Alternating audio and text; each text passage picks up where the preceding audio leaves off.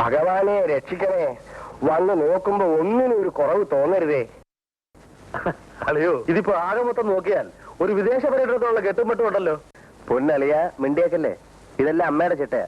ഇല്ല ഈശ്വരല്ലേ, അവിടുത്തെ നടപടിക്രമം ഒന്ന് വേറെ. അത് ഹൈക്കോടതിയാ. ഈശ്വരപ്പിള്ളേ, ഉത്തരവ് വരുന്നേ.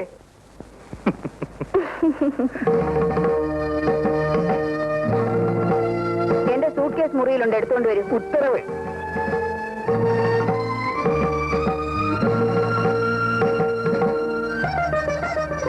എന്താ മോളെ, എല്ലാം ആയില്ലേ? ആയെന്ന് തോന്നുന്നമ്മേ.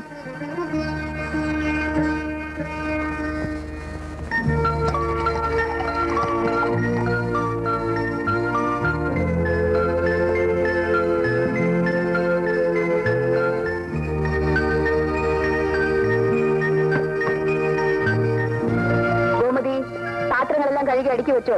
വെച്ചു. അടുക്കള പൂട്ടിയോ? പൂട്ടി. നീ ഇന്ന് തന്നെ വീട്ടിൽ പൊയ്ക്കോളൂ, ഞങ്ങൾ തിരിച്ചു വന്നിട്ട് വിളിപ്പിക്കാം. ശരി കൊച്ചമ്മേ. ഞാൻ ആ മീനാക്ഷി അമ്മ ഒന്ന് കണ്ടിട്ട് വരാം. ഈശ്വരപിള്ളേ, ഇതെല്ലാം വണ്ടി കയറ്റിക്കോളൂ. ഉത്തരവ്. അമ്മ ഇപ്പോഴും ജഡ്ജിയാണെന്നാ ഈശ്വരയുടെ വിചാരം. രണ്ടുപേരും പെൻഷനായി, എന്നിട്ടും കോടതിയിൽ ചിട്ട മാറിയിട്ടില്ല. മരിക്കുന്നത് വരെ അത് മാറ്റാൻ ഒക്കുവോ? കൊച്ചമ്മ വക്കീലായപ്പോ ഞാൻ ഗുമസ്തനായിട്ട് കൂടിയതാ. മേലോട്ട് പോയപ്പോഴൊക്കെ എന്നെ കൂട്ടത്തിൽ കൊണ്ടുപോയി.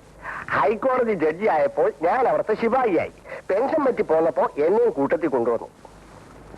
ആ വാ, എടുത്തോ. ഇതോ? അത് ഞാൻ എടുത്തോളാം. എല്ലാം ഭദ്രമായി വെച്ചോ? വെച്ചോ അമ്മേ. അപ്പൊ പുറപ്പെടല്ലേ മോളെ? ബാലനോട് പറഞ്ഞെല്ലാം ഓർമ്മയുണ്ടല്ലോ? ഉണ്ട്. ഓഫീസ് ടൈം കഴിഞ്ഞാൽ നേരെ വീട്ടിലേക്ക് പോരണം. ശരിയമ്മേ. എണ്ണയും കുഴമ്പും അലമാരയിലുണ്ട്. ഉണ്ട്. ഊണിന് ശേഷം കഴിക്കാനുള്ള മരുന്നും ഉണ്ട്. കഴിച്ചോളാം. ഊണും കാപ്പിയൊക്കെ ഈശ്വരപ്പിള്ള ഹോട്ടലിൽ പോയി വാങ്ങിച്ചോണ്ട് വരും. നീ പോകരുത്. ഞാൻ ഹോട്ടലിൽ പോവാമ്മേ. നല്ല കാര്യമായി. ഈശ്വരപ്പിള്ളേ, ഉത്തരവ്. ഇവന്റെ ദിനചര്യകളുടെ ടൈം ടേബിൾ ഞാൻ എഴുതി തന്നത് എവിടെ? പോക്കറ്റിൽ തന്നെയുണ്ട്. ആ, അതിൽ പറഞ്ഞിരിക്കുന്ന രീതിയിൽ എല്ലാ കാര്യങ്ങളും അടുക്കും ചിട്ടയുമായി നടത്തണം. ഉത്തരവ്. ആ, എന്നാ നമുക്ക് പോവാം. ഇങ്ങോട്ട് കേൾക്കണോ? കേറുമോളെ.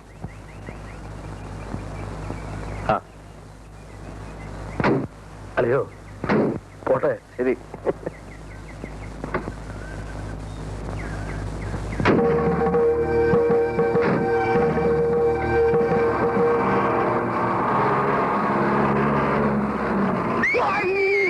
എന്റെ പൊന്നു കുഞ്ഞെ, തെക്കേടത്ത് മഠത്തിൽ അയ്യപ്പൻ പിള്ള ഈശ്വരൻ പിള്ള ഹാജർ. കേരളത്ത് ഇനി വന്നേ. ആ, ഈ കൂട്ടി കയറി നിൽക്കൂ. നിന്നെ. അല്ലയോ ഈശ്വരപിള്ളേ, ഉത്തരവ്. ഇത് വെക്കേഷൻ കോടതിയാണ്. എന്ത് സങ്കടം ഉണ്ടെങ്കിലും ഓർത്തിച്ചോളൂ, പരിഹരിക്കാം. ഈശ്വരപിള്ളയ്ക്ക് വലിയൊരു സങ്കടമുണ്ട്. ഭാര്യയും കുഞ്ഞുങ്ങളെയും കൊന്നിട്ട് 6 മാസമായി. പോയി കണ്ടോളെ ദുഷ്ട. അതിനൂടെ ടൈം ടേബിൾ വന്നിട്ട് പോയിരിക്കുകയല്ലേ. ആ ഉത്തരവ് നാം റദ്ദാക്കിയിരിക്കുന്നു. താൻ നാട്ടിൽ പോയി ഭാര്യയോടും മക്കളോടും ഒന്നിച്ച് താമസിച്ച് അമ്മ വരുന്നതിന് 2 ദിവസം മുമ്പ് വന്നാൽ മതി. കുഞ്ഞേ, ഷടപ്പ്. കോടതി കുഞ്ഞോ? എന്റെ പൊന്നു കുഞ്ഞെ, കൊച്ചമ്മ അറിഞ്ഞ എന്നെ കൊല്ലും കേട്ടോ. അമ്മ അറിയില്ലടോ. താൻ ധൈര്യമായിട്ട് പോകും. കുഞ്ഞിന് മോക്ഷം കിട്ടും. ഉറപ്പാണോ? ഉറപ്പാ. ആ, എങ്കിൽ ഇരിക്കട്ടെ. മോക്ഷമല്ലേ. അപ്പൊ ഞാൻ എന്റെ പെട്ടിയൊക്കെ ഒന്ന് അടക്കി വെച്ചിട്ട് വരാം. ആ.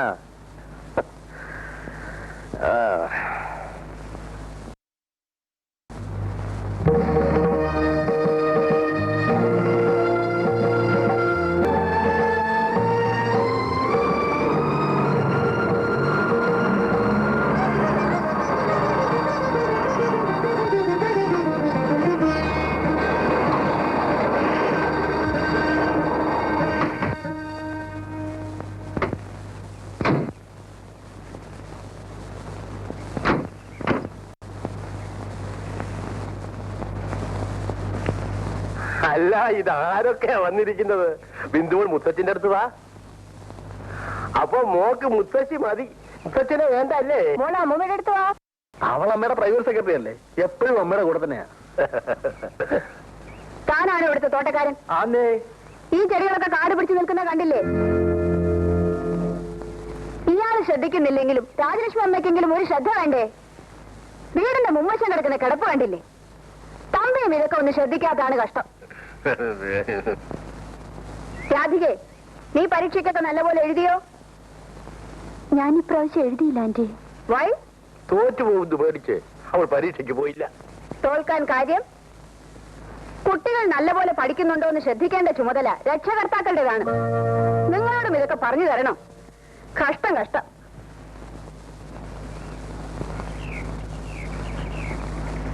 രാവിലെ ആരാ തിണ്ണ തൂത്തത്? നിറച്ച് മണ്ണാണല്ലോ. ഒരു ശ്രദ്ധയേ ഇല്ല.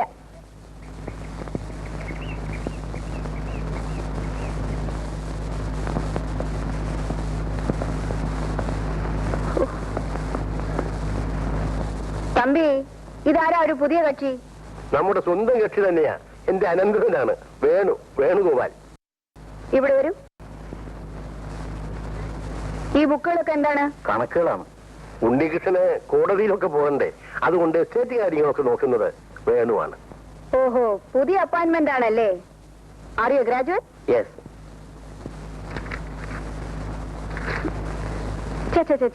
ഹാൻഡ് റൈറ്റിംഗ് തീരെ മോശമാണല്ലോ. കുറച്ചുകൂടി ശ്രദ്ധിക്കണം.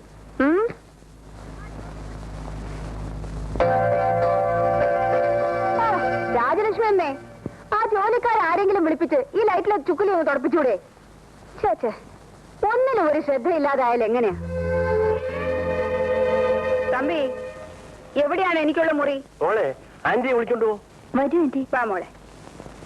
എസിയും ഹീറ്ററും ഒക്കെ പ്രോപ്പറായിട്ട് വർക്ക് ചെയ്യുന്നുണ്ടല്ലോ? ഉണ്ട് aunty. Very good, very good.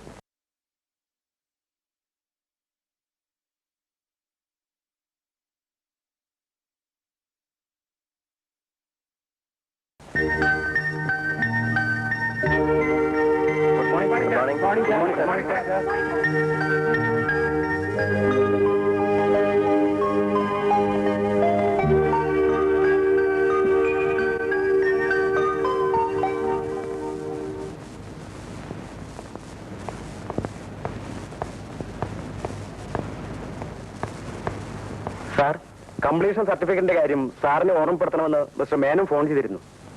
Contract പറഞ്ഞതുപോലെ പണി പൂർത്തിയാകുമ്പോൾ സർട്ടിഫിക്കറ്റ് കൊടുത്തയക്കുമെന്ന് പറഞ്ഞേക്കൂ. സാറിനെ കാണാൻ അയാളൊന്ന് വരുമെന്ന് പറഞ്ഞിട്ടുണ്ട്. ആ, വരട്ടെ വരട്ടെ.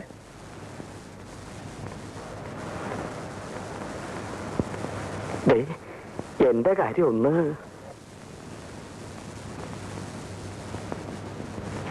സാറിനെ കാണാൻ ഒരാൾ വന്ന് നിൽക്കുന്നു. വരാൻ പറയൂ. അതില്ലേ,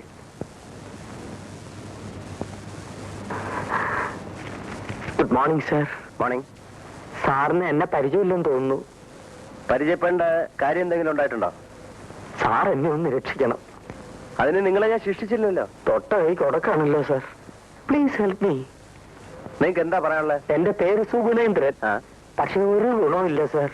BSc ജയിച്ചവന്. വേറെ എന്തുകൊണ്ട് വിശേഷം? വേറെ ഒരുപാട് വിശേഷങ്ങളുണ്ട് സാർ. 5 സഹോദരിമാരുണ്ട്. അമ്മയ്ക്ക് വാദം, അച്ഛൻ വേറെ പെണ്ണ് കെട്ടി സാർ. നിങ്ങൾ വന്ന എന്തിനാണെന്ന് പറയൂ. സാറ് ചൂടാകരുത്. വേറെ ഒരു മാർഗവും ഇല്ലാത്തോണ്ട് വന്നാണ്. സാർ എനിക്ക് എന്തെങ്കിലും ഒരു ജോലി ഉണ്ടാക്കി തരണം. ഇത് സർക്കാർ ഓഫീസാണ്.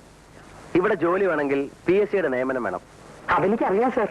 PSCയുടെ ടെസ്റ്റ് എഴുതി ഞാൻ മടുത്തു. ഇനി സാറ് വിചാരിച്ചാൽ എനിക്കൊരു ജോലി ഉണ്ടാക്കി തരാൻ കഴിയും. അതെങ്ങനെ? വലിയ വലിയ കോൺട്രാക്ടർമാർ പലരും ഇവിടെ വരാറില്ലേ? സാർ അവരുടെ നേരെ ഇങ്ങനെ ഒന്ന് വിരൽ അനക്കിയാൽ മതി, എനിക്കൊരു ജോലി കിട്ടിയിരിക്കും. ഞാൻ പറഞ്ഞാൽ അവർ ചിലപ്പോൾ നിങ്ങൾക്കൊരു ജോലി തന്നേക്കും. തൊഴുതുകൊണ്ട് തരും സാർ. പക്ഷേ ഞാൻ പറയില്ല. അതെന്താ സാർ?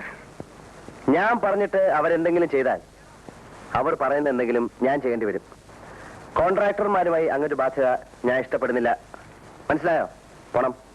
ഞാൻ വന്ന സമയം തെറ്റിപ്പോയി. അല്ലെങ്കിൽ സാർ ഇങ്ങനെ പറയില്ല. ഇങ്ങനെ പറയുന്ന ഒരാൾക്ക് ഇതുപോലൊരു മുഖം ഉണ്ടാവില്ല. Please get out. സാറിന്റെ മൂഡ് ശരിയല്ലെന്ന് തോന്നുന്നു. ഞാൻ പിന്നെ ഒന്ന് കണ്ടോളാം. കാണണമെന്നില്ല. പോണം പോണം. രാവിലെ